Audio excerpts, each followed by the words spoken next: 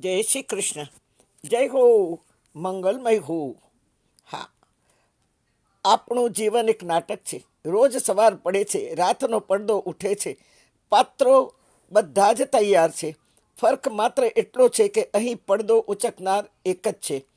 અહીં કોઈને જાગૃત કરવા માટે સીટી મારવી નથી પડતી. બધું જ ઓટોમેટિક ખુલવા માટે છે અને ખુલવા માગે છે. અહીં કોઈને ફૂલો ખીલવવા કહેવું નથી પડતું, આપમેળે ખીલે છે. બધું જ ઓટોમેટિક ચાલે છે. ફૂલો એની મેળે ખીલે છે, પવનની લેરખીમાં ખેલે છે. માલિકની મરજી મુજબ એ પવનની લેરખીમાં લહેરાય છે, રમે છે, કરમાય છે. બીજો જન્મ કળીના રૂપે લઈને હાજર થઈ જાય છે. અહીં પંખીડાને કોઈ આગ્રહથી જમાડતું નથી.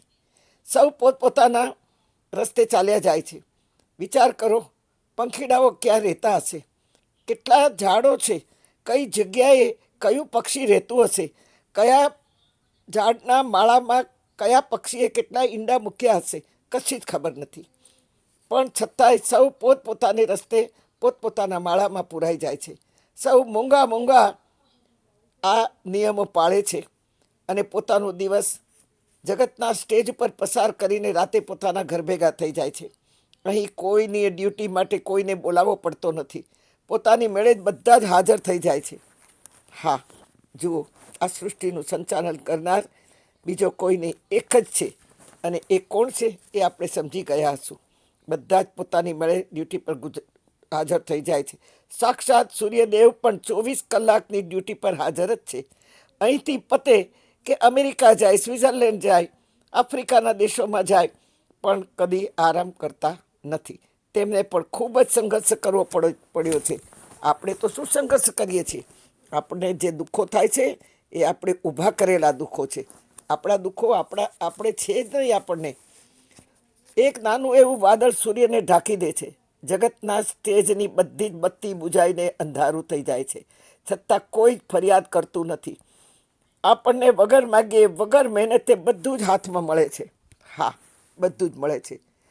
અને હવા, પાણી, પ્રકાશ, રહેવાને ઘર, ખાવાને દાન, વગર મહેનતે ઉગાવેલા ફૂલો, વગર સિંચેલા ફળો, રોટી, કપડાં, મકાન.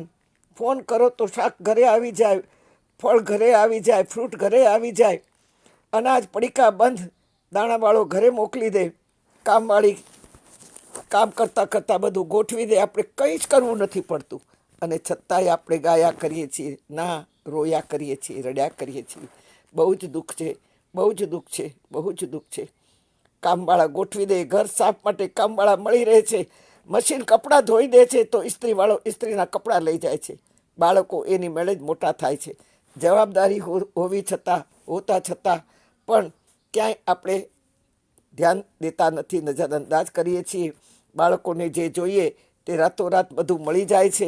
બહુ જ ખરાબ આવું વાતાવરણ આપણે ભગવાને આટલી સગવડ દીધા પછી પણ ઊભું કરીએ છીએ. એક બે બાળકો અને ઘરના લોકોને સંભાળવા માટે થોડાક એવા ઘરમાં લોકો આપ્યા છે સભ્યો, છતાં પણ ધ્યાન રખાતું નથી. બાળકો એની મેળે મોટા થાય, વૃદ્ધો એની મેળે જ ચૂપ થઈને બેસી રહ્યા હોય. કોઈ જ કામ હોતું નથી ને છતાંય આપણને સમય નથી. પણ એક દિવસ પૂછ્યા વગર કોઈ આવશે. ખાતો પીતો ઊંઘતો હાલતો ચાલતો માનવ ને કોને ખબર કોણ આવીને ભરખી જાય છે, ખબર નથી પડતી. કે જેને આપણે મૃત્યુ કહીએ છીએ. જુઓ, આ પ્લેન તૂટ્યું, 250 લોકોને ભરકી ગયો કાળ. શું ધાર્યું તો તે શું થશે? હા, કોઈ બોલ્યું ચાલ્યું, કોઈ ઊભા થયો, ત્યાં નાટક પૂરું થઈ ગયું. અને લેવા માટે કોઈ દૂતો આવી રહ્યા છે, તૈયાર થઈ જવાનું છે. માનવ આનાકાની કરે, ભગવાન કહે તારું પ્લેન ટેક ઓફ થવાની તૈયારી હતી અને ત્યાં જ તૂટ્યું. તારું આઈડી કાર્ડ બતાવો, તારો પાસપોર્ટ, તારો વિઝા ક્યાં છે? બધું બતાવો, ક્યાં છે? અને આપણી પાસે કશું જ નથી. બધું સામાનમાં બળી ગયું, બધું સામાનમાં ટળી ગયું, બધું સામાનમાં ખેંચાઈ ગયું, ખૂટી ગયું. અને સાથે સાથે આપણી આઈડી પણ ખલાસ થઈ ગઈ. કારણ કે આપણું આધાર કાર્ડ જે ઈશ્વર હતું તે ખોવાઈ ગયો, આપણાથી ખોવાઈ ગયો. જુઓ, આ પ્લેન ક્રેશ થયું એમાં આટલા લોકોનો ઈશ્વર ખોવાઈ ગયો, આધાર કાર્ડ ખોવાઈ ગયું,